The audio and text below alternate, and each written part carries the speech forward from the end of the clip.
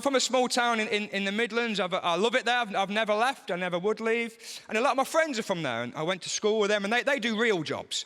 Proper, like, hard-working jobs, like they do plastering or tarmacking or work in factories. But I've got new friends as well now, because I do this. I've got kind of arty, middle-class city friends, and they're great as well. I love hanging around with them. They say things like, I know a great ramen place. I love you guys. I don't know what you're talking about, but they're great. I'm loving hanging around with them. You know what I found about this new arty, middle-class group of friends I'm hanging around with? They're actually nice to each other. It's a complete alien concept to me, right? I went out the other day in London with them. One of the guys, a man, right, he came out with a tote bag over his shoulder. Nobody said anything to him. Everybody just accepted it.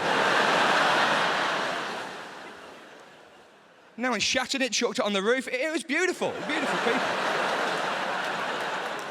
Because I think as a man, we're not as good at making friends, blokes. We're not as good at getting to know each other because we're a bit weird. Like, we want to get to know each other, blokes, and we want to find out about each other, but none of us want to appear vulnerable. So what I noticed blokes will do, right, we'll ask questions to get to know each other, but we'll frame those questions in like a needlessly macho way. I was on a stag do with a guy last year, I didn't really know. Halfway through the conversation, he goes, Josh, here's a question for you. If you were on death row, what would your meal be? I was like, can't you just ask me what food I like?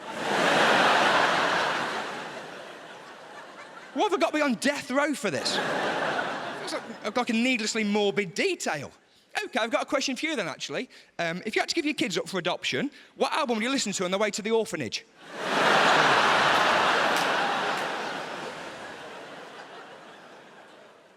Just trying to get to know each other, you know, but...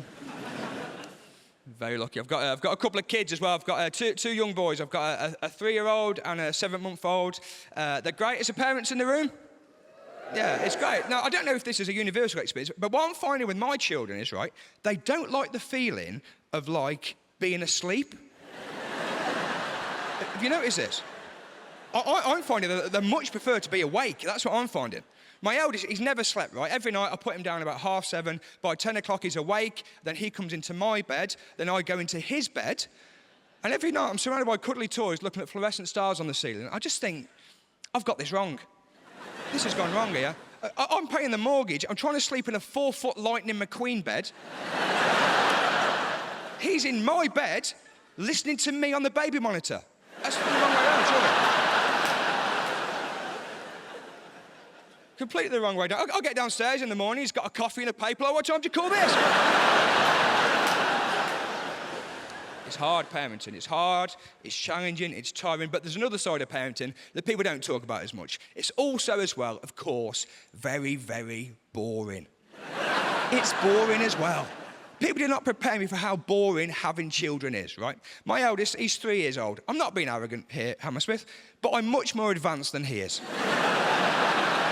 I'm much further along in my development, and yet we spend all day doing everything that he wants to do, right? Sometimes my wife gets back, she's like, have you had a good day today? I'm like, no.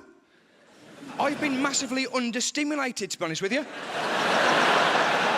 We did a jigsaw earlier today that had 4 pieces in it. That's just not enough for me.